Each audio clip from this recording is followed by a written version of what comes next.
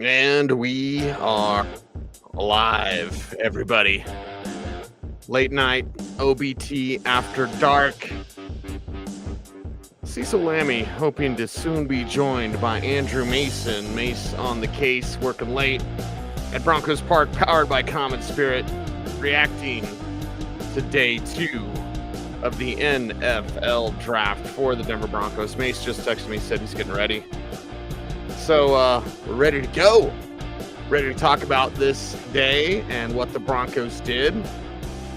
Chime in with how you feel here in the live chat and also comment down below if you're watching this video later. So, and away we go, man. Here it is. Talking about the Denver Broncos and a day 2 that was filled with twists and turns that I can't even really go over or even, in fact, remember because it was so many moves in this one to go up, to go down first, and then to go back up. And now ending with 3 picks on day 2. Going to grade this draft when it's all said and done because, yes, you can grade a draft. For everyone out there is like, you can't grade a draft. It's not a final grade until, of course, they play and we get the kind of the end there, or at least 3 years, not the end of their careers, but you get 3 years in. And then, yes, you can grade a draft. You can grade a draft right now, because for the people that say you can't grade a draft, I always say, okay, well, then take Ja'Cory Cross-Gamera at #1 overall, because you can't grade a draft. Take Dylan Gabriel #1 overall. Hey, I don't know how much we're going to get in the Shadur thing when Mace jumps in, but when Dylan Gabriel went, I almost lost my mind. I was like, this is ridiculous. I respect this craft. I respect this art. I respect this process way too much to think that any evaluator ever thought Dylan Gabriel was better than Shadur Sanders at all. Whatsoever. Again, don't know how much we're going to get into it. I've got about 30 minutes of juice left in me, and I've got a broadcast tomorrow, 10 a.m. So I'd like to get a little sleep tonight, and then we will continue to talk about it and go on with what the Denver Broncos did on day 2 of the draft. How did they do after getting Jahdae Barron? They go out and get R.J. Harvey, Pat Bryant, and Savion Jones. And R.J. Harvey is the running back that perhaps not many were thinking for the Denver Broncos, at least at that spot, right?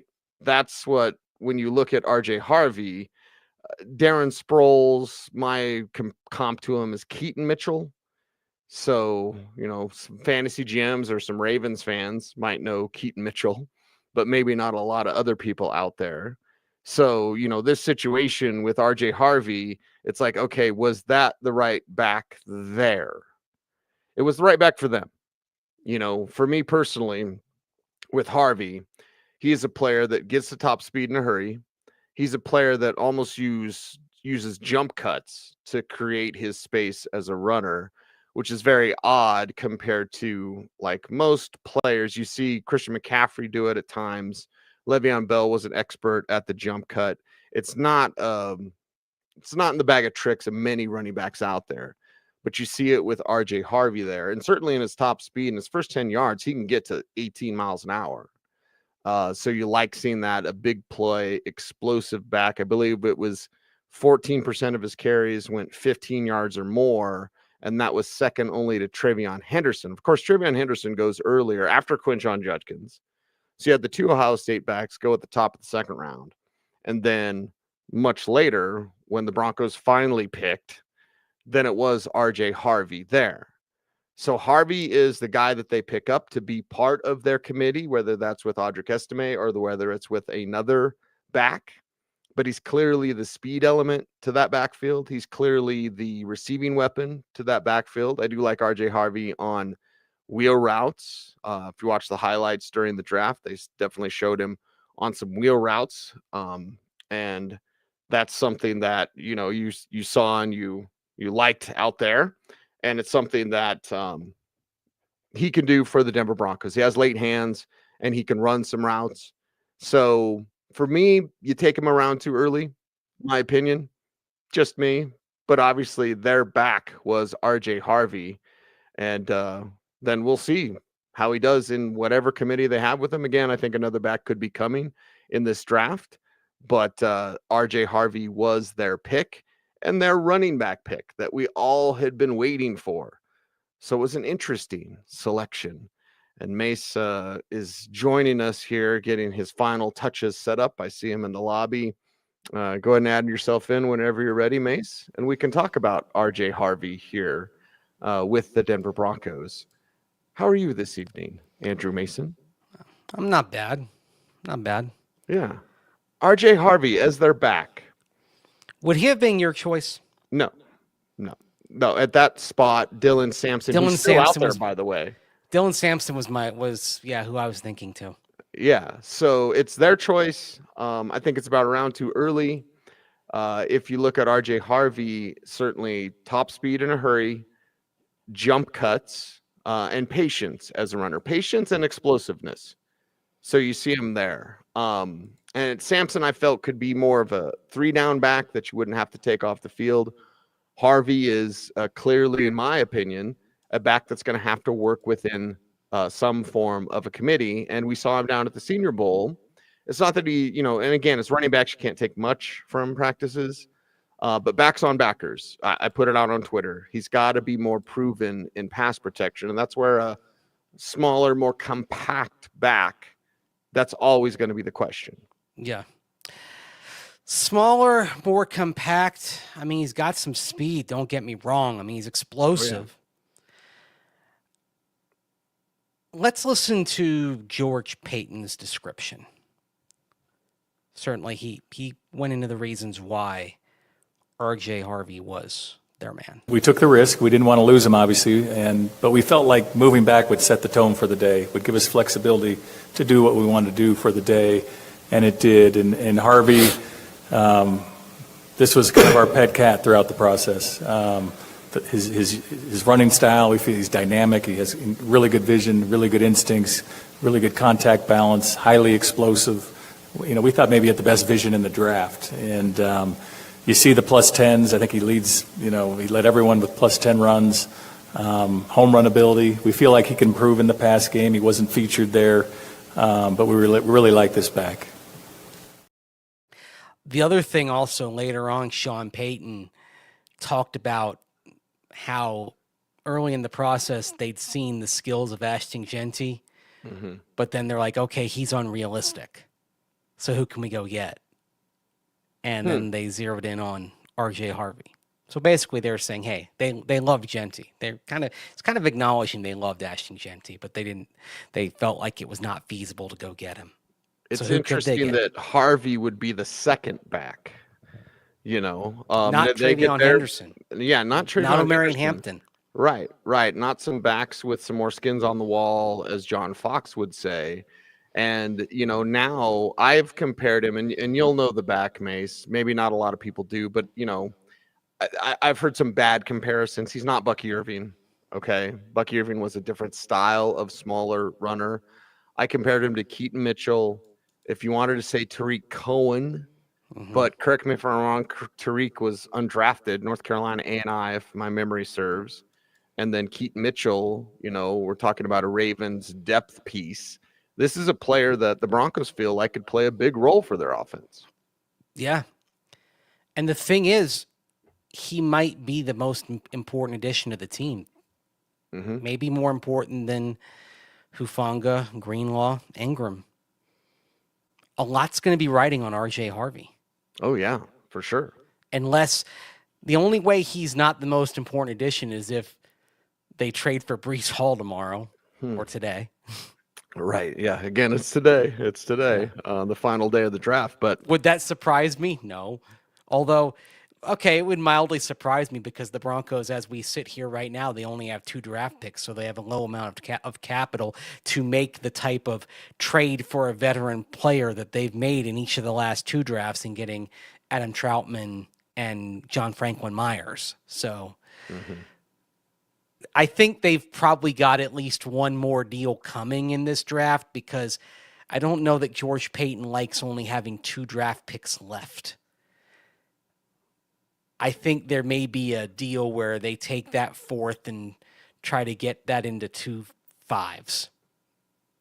Spread Doesn't it that even. seem like the kind of deal that George Payton will make? Speaking of which, Mace, we won't spend a lot of time on it because I want to talk more about the prospects. And I've alerted you in the viewing audience. I got like 20 minutes left in me before I just absolutely crash. And I know you're super tired as well. We're burning on both ends for the people here. But what was up with those trades? What was up with those trades? Like, here's multiple picks for multiple picks, and then here's multiple picks for multiple picks. And of course, Howie Roseman had to get involved because Howie's just Howie. But I'm like, my head was spinning on the air when those trades went through. The first trade I thought was hilarious. You're moving the 4 back, picks but then for you're moving 4 up. picks.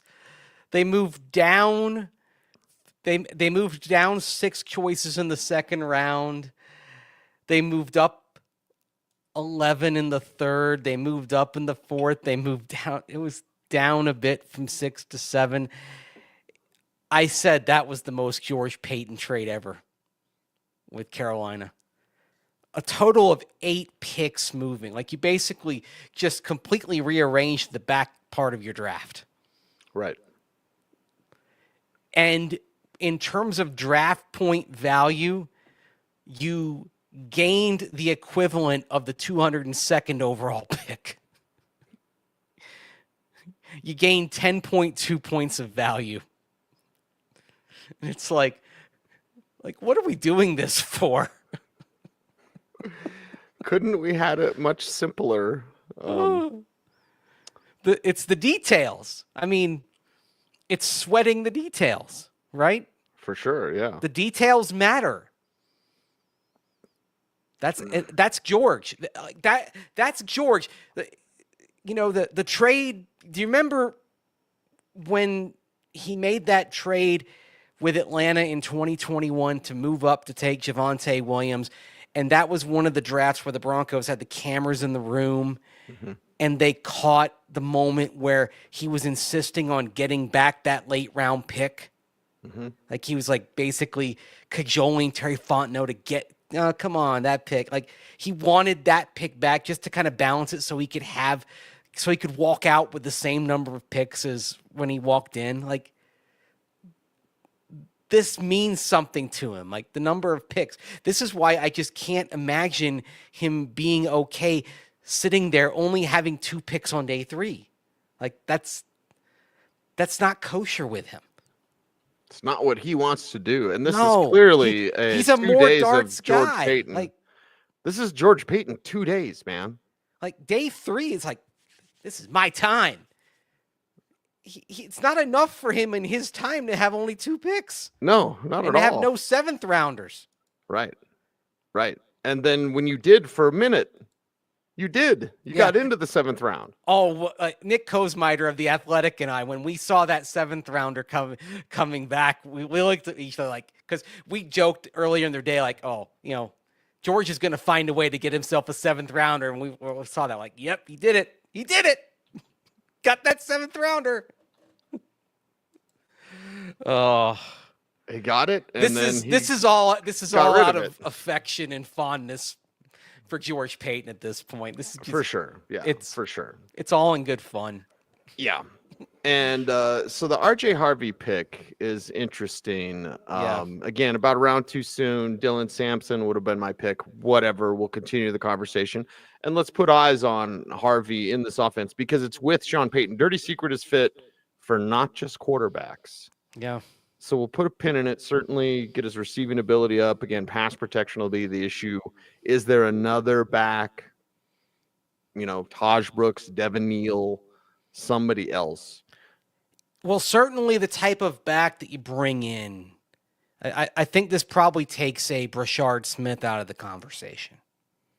Yes, for sure. But it brings in more of a workhorse type of back if you're going to add another. It brings in the Taj Brooks, it brings in the Devin Neal. I think it probably brings in a Ja'Cory Krosky-Merritt as well. I like that. Yeah. And those are all guys. Yeah, I like all of them. If you're going to add another back, I think those are the ones, the types of backs you're looking at. Like Taj Brooks in round 6, sign me up. Yeah. Yeah. I'd like to see that for the Denver Broncos. But it's also, if they don't draft any of those backs, if they don't get any of those, it's also a huge vote of confidence in Tyler Bidet and Audric Estime. They're the ones who would benefit from that. Yeah, and this one actually kind of hurts Jaleel McLaughlin or Blake Watson. Mm-hmm. Guys that could be that third down option. One of them probably bounces to the practice squad. Probably Blake Watson. Yeah. Or maybe just decides to look elsewhere. Sort of like Jalen Virgil last year at the wide receiver position, just to use an Obi-Wan quote, decides his destiny lies along a different path. His path to playing time lies along a different path, perhaps. Mm-hmm. Some guys make that choice. So we'll see. It'll depend how camp goes. It'll depend what we see. I mean, look, I can't deny R.J. Harvey. Like, he's explosive. He gets he shoots through the gap. I mean, he's fun to watch. If you saw the Central Florida CU game last September, I mean, he ripped off a 75-yard run. He's got burst to him, no doubt about it. Can flip the field. And, he's and here's the thing. Someone on social media put a message at me, oh, another small back, Jaleel McLaughlin. No, they're different body types. I mean, Jaleel's about 180 on 5'8". RJ Harvey's 207 on 5'8". Compact. Yeah, he's compact. He's built. He's stout.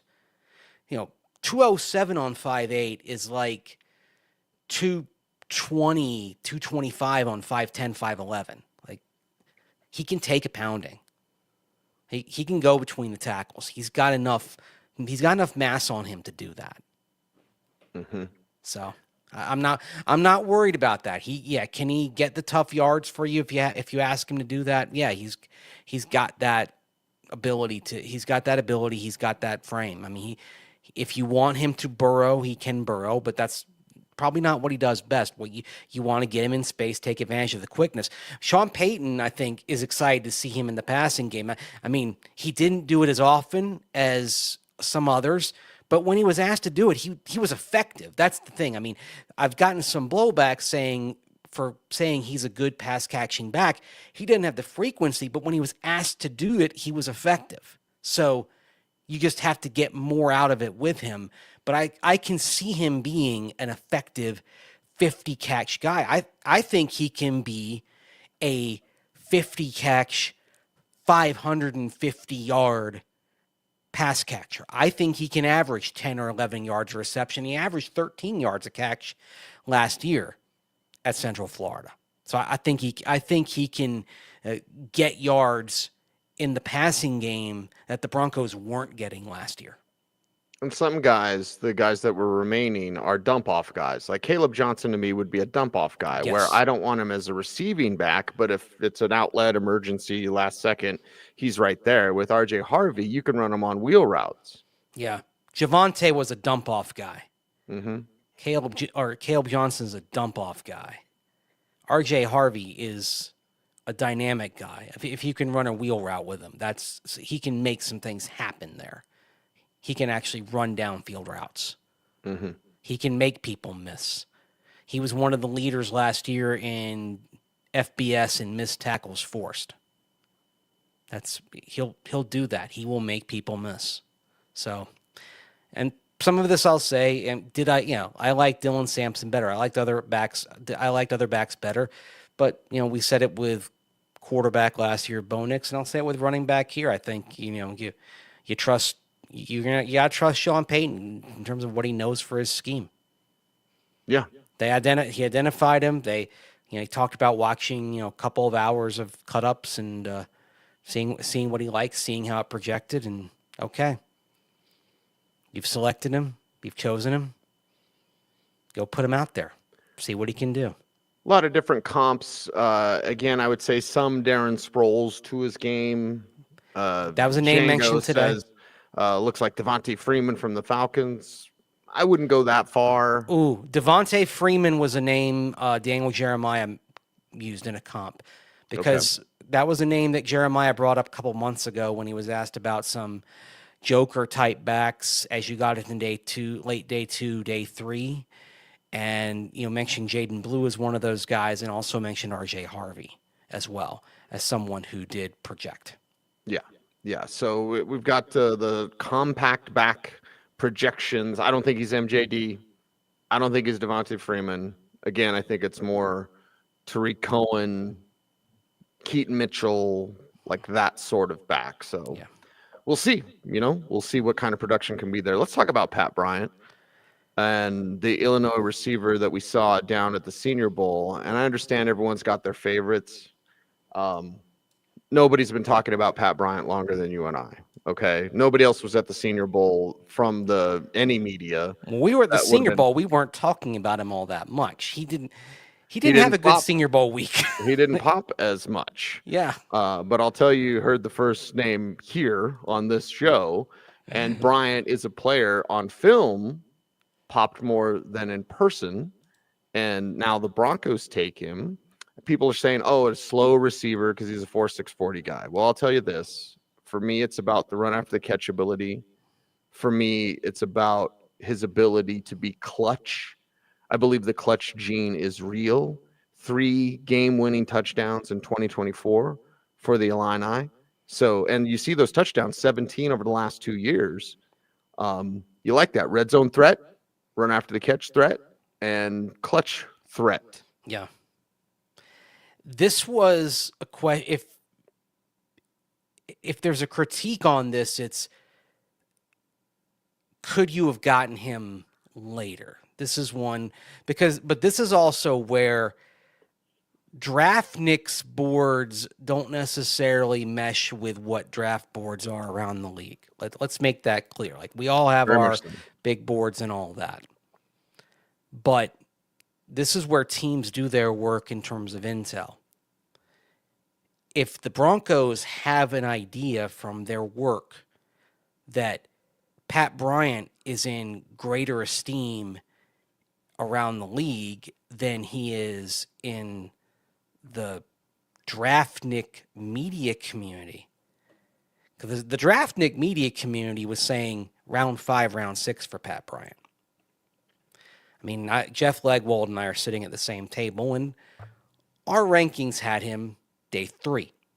So our little area, we're a little surprised to see him go off the board then. Certainly thinking, okay, the slow 40 time at the combine might have knocked him down to day 3. But in the Broncos' defense, they're working with information around the league and what they've gathered. If they see, okay, Pat Bryant, he might not be there in round 4 and we value him, you have to go get him. So I admit, operating with incomplete information, Broncos operating with different information. So I'm not going to sit here and say, oh, well, they reached. I can't do that. I can't do that because I don't have all the information. Only they have the information. That being said, when you hear a comp like this from Sean Payton, he really digs the guy. This is a bold statement on Sean Payton. And I'll say this, I am not making this comp myself. I think this is a bridge too far for me. But Sean Payton's, and he did kind of walk it back a little bit, but he says traits remind him of someone big time. We always talk about who's he remind. We try to find comps, and look, there were so many things about his game that reminded me of Mike Thomas. And with respect to Mike, who became, holy cow, you don't ever want to put pressure on a rookie like that. We're just talking about traits, but really explosive off the line of scrimmage, very competitive, very tough. And again, we mentioned this yesterday. Periodically, you have more insight maybe on a certain player. Jim Leonard worked at Illinois the year before we hired him.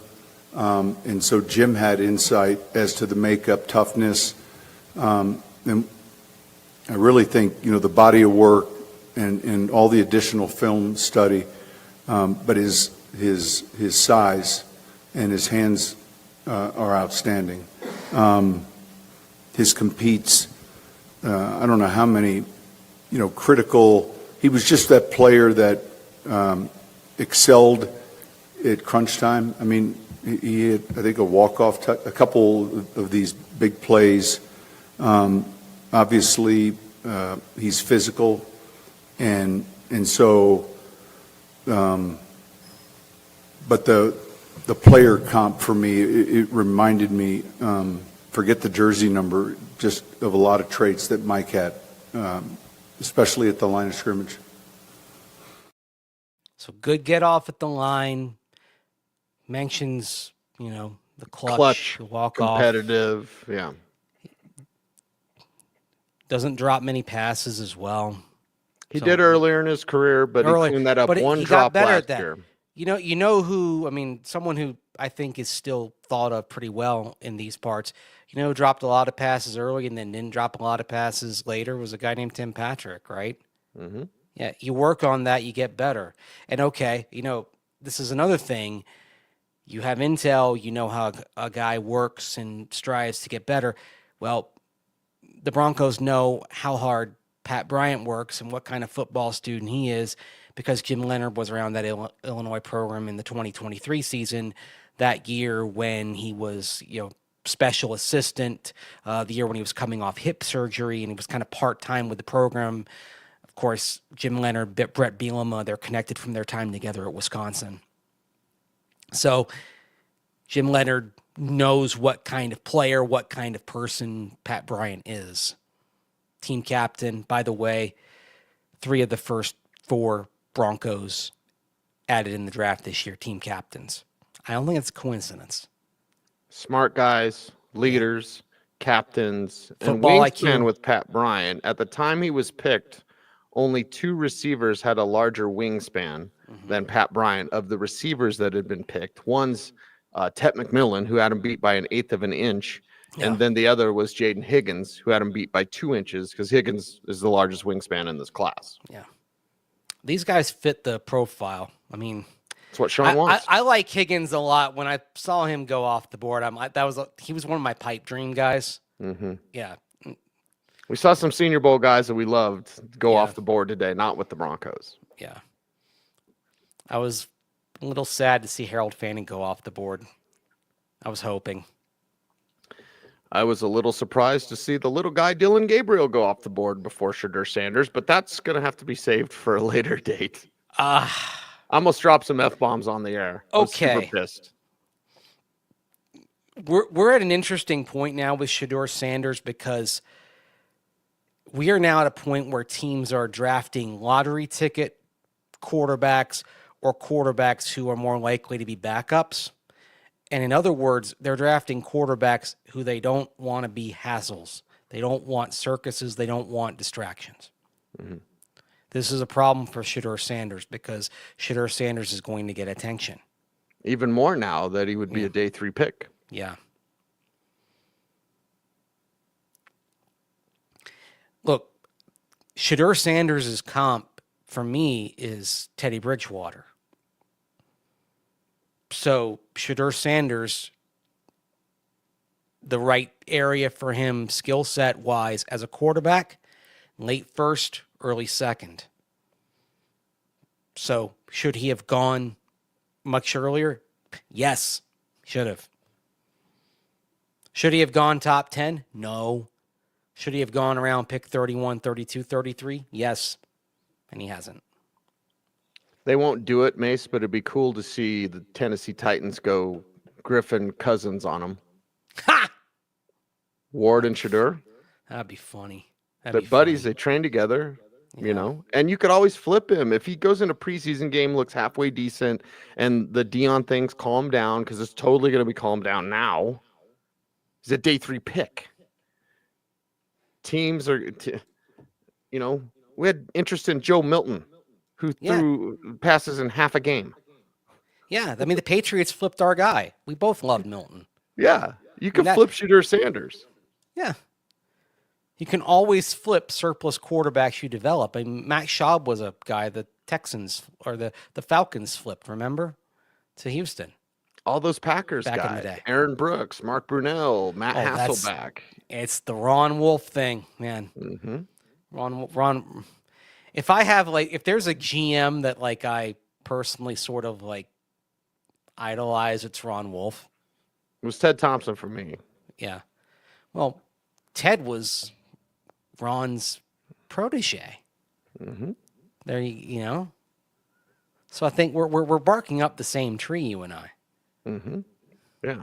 The Packer Got tree. that Green Bay tree that we're barking up right now. Good weekend for Green Bay, by the way. They did a tremendous job with this draft. They did an outstanding job. I actually think the Cowboys have had a really good draft. But we've got to talk about Savion Jones, the guy that caused us a little bit of a delay today because the Broncos moved back in. This pick got me really excited. Yeah. Really excited. This Malik pick Jackson, has some baby. interest. Yeah. This pick has some interesting implications as well, roster-wise. Yeah. Going to play defensive end. Zach Allen or JFM, one of those two is not going to be on the team next year, I would say. Because Yep. Savion Jones is going to have a spot in the rotation. He's going to play.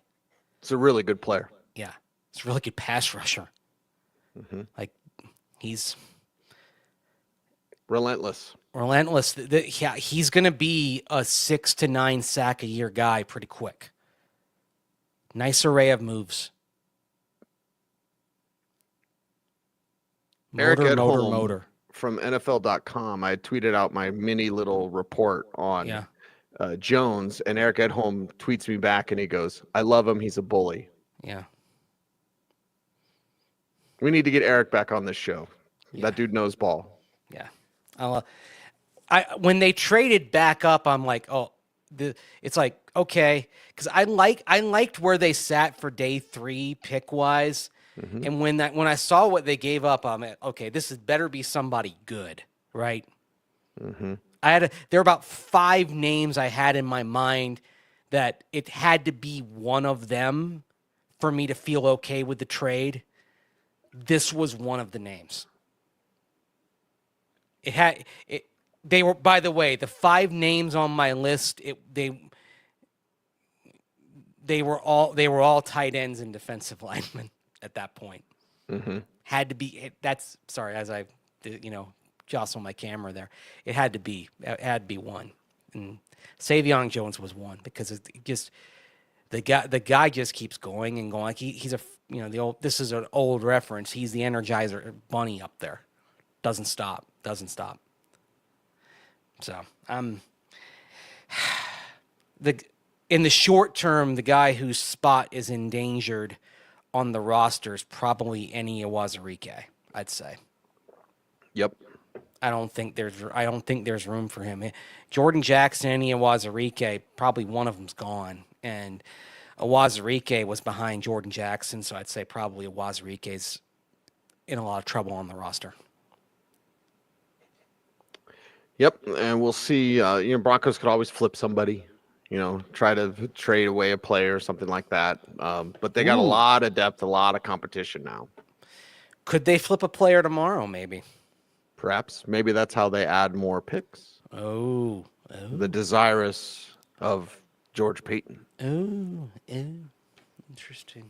People were calling you Fireside Mace.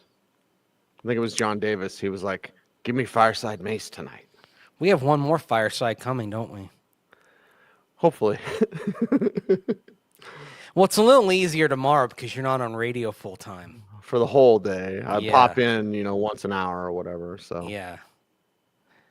And as of right now, they only have 2 picks. But like we said, I think they're going to add more. Like I can't see George being content with 2. Mm-hmm. Like, especially when you had more. Yeah. And then you moved up. like Sean, I got to get me an LSU guy. I need an LSU guy. Well, of course, that Bo Lowry. Yeah. Former LSU guy himself. So with Bo there, they always have that extra insight. And I like when teams utilize that, Mace. It almost gets it a more personal touch.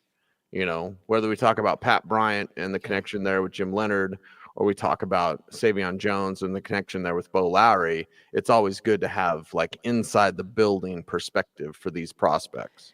Well, the thing about it is like, I mean, I know it's like, I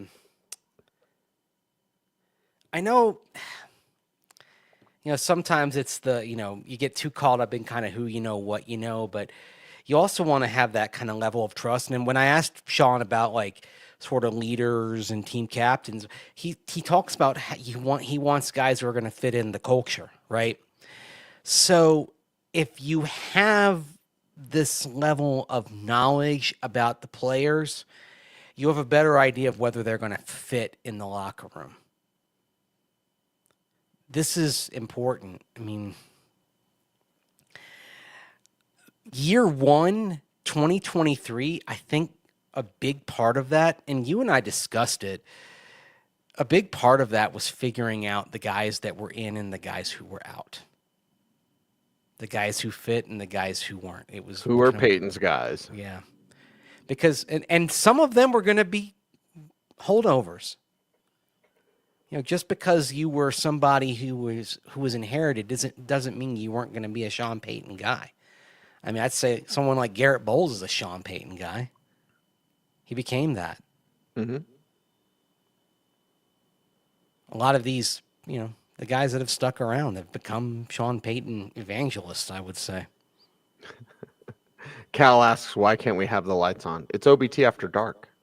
Yeah, that's part of the fun of it. Yes, it's a different look. Although it's interesting, you got the backlight. I'm really like the after. I've really kind of embraced the mood of this. All I need is like a candle. I need like an incense here. Some incense, yeah. This also gets me like with the old references. And so here's another old one.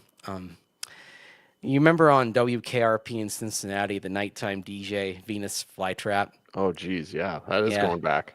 Yeah, and he'd come in and he was very smooth, and he'd turn the lights down in the studio. Maybe he'd have like some candlelight. That's the kind of vibe. This kind of vibe I'd go for. I dig that. Michael says you're a Sean Payton guy. I'll tell you this. I get why he succeeds. Like, I get the method, the method to his madness. I like how he stops practice, just grinds it to a halt to explain a concept, some detailed concept that might end up coming into play. Like there was a practice, it was in 2023 during OTAs, and he grinds it to a halt to explain. It's funny to point this out. The fair catch free kick. Looking he back, talks about how you might have a Monday night in Buffalo and the wind is blowing and you got this punt, it's going to hang up in the air and you might have this opportunity to call for the fair catch and set up a field goal, right? Mm-hmm. And of course, it ends up working against the Broncos under different circumstances, of course, in 2024. But that's the thing, like he's always thinking of these details. You know what it is, Mace? It's almost stream of consciousness coaching. Yeah. It's just what's in Sean Payton's mind at that moment. It certainly goes in the way he talks, like it's stream of consciousness thought. Oh, yeah, God, yes. Did you hear the response that he had when he was asked about Shedeur Sanders tonight? I did. Yeah.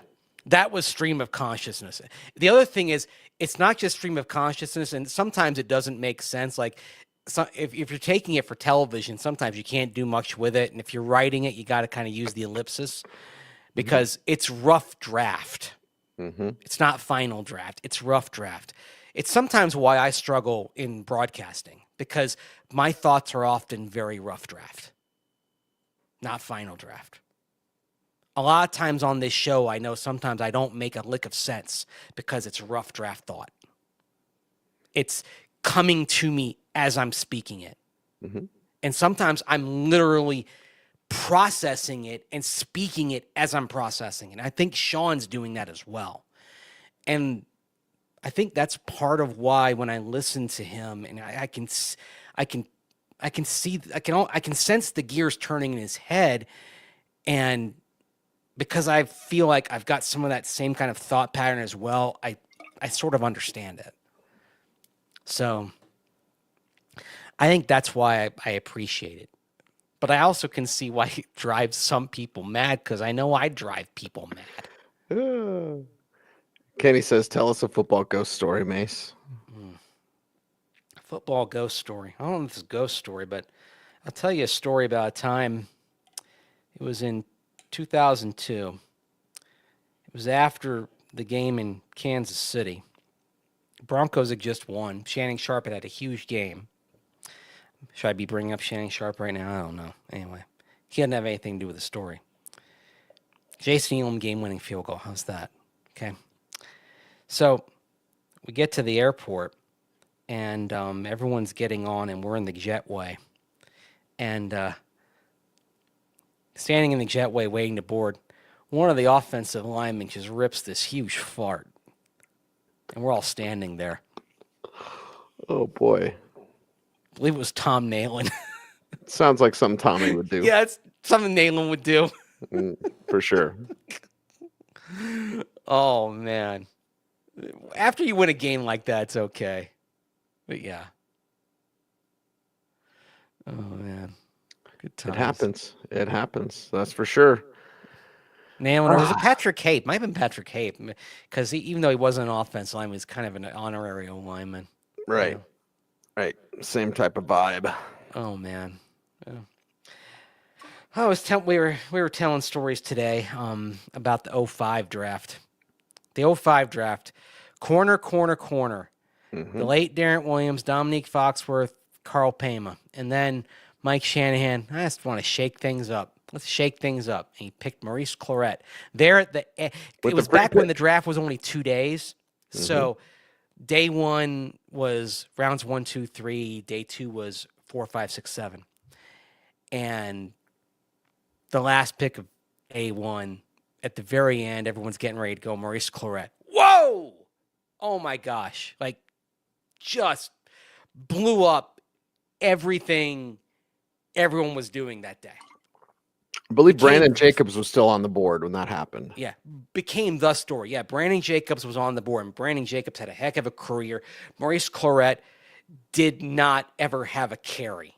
Not even in the preseason, right? Didn't even have a preseason carry. That was vodka in that water bottle. Got to get my goose on. I'm glad he's better. I think just like Monte Ball, yeah. I do believe Maurice has gotten on the sunny side of the street. Yes, he has. Mm-hmm. Yeah, Monte, great seeing him up there the last 2 days. Like he was struggling when he was here, man. Mm-hmm. It's a shame. Yeah, but he's working, man, every day. This draft has been quite the showcase for the University of Wisconsin. I mean, like 12 or 13 Wisconsin Badgers products introducing picks, including Monte Ball, including Melvin Gordon. By the way, multiple reporters made the joke in the media room tonight about Melvin Gordon fumbling the draft card. I didn't, but multiple ones did. Mel liked you. You like Mel? I had a lot of empathy for him. Still do.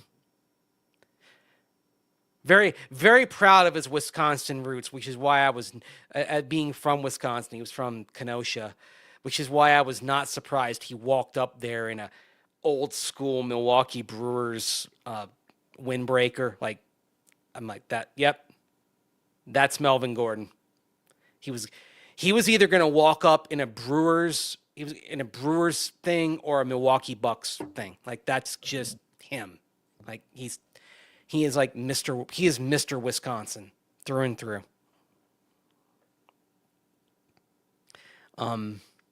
So that guy getting up, who was the Bears guy that was doing the thing tonight that called the Bears the greatest franchise in the NFL?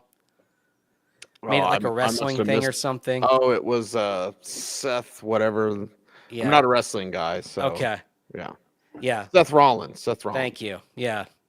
He was playing like he was playing up being the heel because, Bears guy in Green Bay, knew you're going to get booed. Hey, good on him having fun with it. So I have to say, if I don't, the draft can go anywhere, but if they did decide to do like a rotation on the draft, it would be cool to have Green Bay like be in the rotation, just because they would never have the Super Bowl. But it seems like they've done a really good job with the draft. Like it just seems like it just seems fun up there. Mm-hmm. Yep. Seems fun for all the NFL fans. Yeah, it seems like you're having a good time. Like the draft should be like Green Bay. I hate saying this, because they're a rival of the Broncos, but like Green Bay, Kansas City, Detroit, like these are draft places. Midwest Rust Belt. Those are draft places. Super Bowl is Vegas, Miami, Tampa, LA. If San Diego ever gets a team back, San Diego, Phoenix, that's Super Bowl. Pat Bryant, Kenny Galladay. That was my comp. Ooh, okay. I like that one. Okay. Kenny Galladay made plays, man. Yeah. Not a blazer. Great hands. If Pat Clutch. Bryant's playing, who's he taking time from? Well, the fact that he knows leverage on his routes, something that Vele last year did not show. Maybe this year he understands that better. Okay. You have Sutton at the Z. You have Bryant, you have Sutton as an X. You can tell it's late. You have Bryant as a Z. You have Mims as a slot. Yeah. I'd say all this is what they've done is a vote of confidence in Marvin Mims Jr. Oh, for sure. Like this is all, and Troy Franklin, but more Mims. Like this is we're designing more packages for you, Marvin. Get ready. More ways to get you involved. Which they Marvin should. will be ready. Yeah, like once they started figuring out how to use Marvin, and you saw it, like the light, it was like the light went on in his eyes. Like early to mid last season last year, he seemed like he was losing his sparkle. And starting with that Kansas City game, when they started just handing him the ball, like, okay, if this is what it takes to get you involved, just handing it to you, it was like his energy just came back, like flicking a switch. Mm-hmm. And he was a different player. His confidence just came back, and it was like the Marvin that we saw early in 2023. Like just his personality opened up as well. So, and when Marvin's personality opens up, he's really a delightful. He's just delightful. He's fun. He's fiery. Yeah. He's got an edge. He's got an edge to him. It's a fun edge, but he's got an edge to him, But he's also really smart. Another thing, they're drafting smart guys. Keep drafting all these smart guys. Captains, leaders, smart guys. Yeah. Yeah. I like this. I like that. Smart, tough, football IQ, resourceful, tenacious, diligent. Can win with these guys. You can win a lot with these guys. Yeah. All right. Okay. Let's get at least a couple more of them tomorrow, huh? Let's see if they get more picks. The 2 picks thing is like, damn. You got it 4 feels rounds anticlimactic. I need more. Exactly. We want more. This is why we go to the Shrine Games. We can get these guys and talk about them. Well, and then this is the year you can lock up guys because undrafted, you're going to have competition like no other. Oh. The UDFAs this year are going to be better than the 4th rounders next year. Yeah. Use some of that Walton Penner cash. Some big bonuses. Throw it around a little bit. Mm-hmm. Yeah. All right, Mace. We'll be back at it tomorrow, and you'll be out at Broncos Park powered by Common Spirit. BPPBCS. Yes. It's late, but you got to do it. You got to say it. Okay. Yeah. What else do you want to talk about? You want to go to bed, don't you? Yeah. Yeah. You were trying to get this to 2,000, I know. Yeah. We're fine. My sister Carrie says stay frosty. What is Carrie doing up at 12:51? Maybe I don't want to know. By the way, Carrie, your friend from Video Professor JP was pissing everybody off yesterday in the chat room. Jeff, I think, from Video Professor. Yeah. Yeah. JP did not make people happy in the chat room yesterday. People want Gunnar Helm tomorrow. He was one of my the five, by the way, on my list there at the end, along with Savion. Well, and I think they might go into your offensive line. Yeah. Well, Luke Wattenberg, expiring contract. They still have Alex Forsyth. Mm-hmm. And they drafted Nick Gargiulo last year. Ben Powers, expiring contract, yes? No, not expiring contract. He's got another, he's got years beyond this. What they do have, though, is they can get out of it dead money-wise reasonable amount after this year. So, yeah, I don't, my clan's not on, my clan's not on this. You're watching us in the shower, Jose.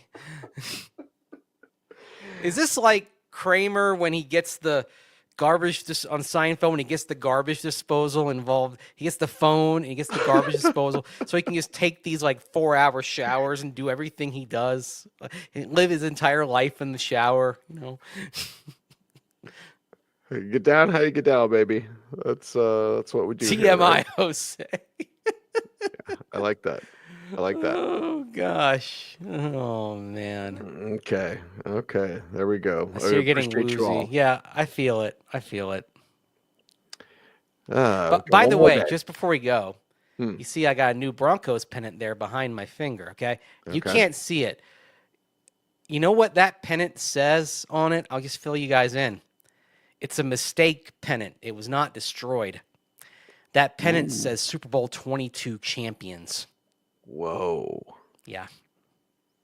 That'd be kind of a cool thing to collect. You know Yeah. what I mean? Of your favorite team. Yes. It could be Super kind of Bowl- painful too. Yeah, Super Bowl 22 champions, the one the Broncos lost 42-10 to Washington. Yeah, they got waxed. Yeah. Weren't they That's ahead what at halftime though? No, they were ahead at the end of the first quarter, 10-0. The second quarter, that was when Washington scored 35 points. And at the time, when they were up 10-0, at that point, no team had ever come back from more than a 7-point deficit in a Super Bowl. So, at that moment, the Broncos were feeling pretty good. And then Doug Williams played what I would say is probably the greatest 15 minutes any team and maybe any quarterbacks ever played in the history of the game. And it just so happened the Broncos were on the wrong end of it. I mean, hey, for 15 minutes, Doug Williams was the greatest quarterback in the history of the game. Just hit everything. Had some good receivers to throw to. And that was Timmy Smith's big game, right? He went for 200 yards. Yeah, Timmy Smith, gosh. Cocaine is a hell of a drug. Yeah. I Man. think that's why I got bounced from the league, man. That was his only game. Yeah. The Super Bowl. Yeah. That's actually like in terms of if you were to rank all 59 Super Bowl winners, the teams, they might be like 50. They're probably in the bottom 3, maybe the bottom 2. You'd probably have to say that the Giants team, the second Giants team to beat the Brady Patriots, the one that was 9-7, they were 9-7, right? the 2011 Giants, you'd probably have to say they're the worst Super Bowl winners. I'd probably have to go with Washington of 87 is probably the second worst. Because it's more than just record. It's also, though, that's an 11-4 team that was, their regulars were 8-4. The strike team, famously, the replacement team, went 3-0. That was not a great Washington team. They shuffled quarterbacks during the season. That was not a special team at all. Not under Joe Gibbs, they probably had at least two or three. They had at least 2 or 3 teams that were better that did not win a Super Bowl. But that one did. It's funny how it works. The Broncos, 2015, we all remember, world champions, terrific. I will say over and over, the 2012 Broncos were a better team than the 2015 Broncos. My grade for the draft so far for the Broncos is a B. Okay, so you gave yesterday them an A+. was outstanding. Yeah, yesterday was outstanding with Barron. So that means your grade for, if you're saying a B, so you're giving them a C for day 2. Mm-hmm. Okay. Yep. All right. So let's go through the individual picks. If you're grading, I'm not grading, but you grade. Okay. RJ Harvey pick grade. Oh, I think he's around too early. Okay. So that's a C. That's a solid C. Okay. Now the Pat Bryant. I think that's a C plus. Okay. Savion. I'd get Savion to a B minus, something like that. I really like the Jones pick. Okay.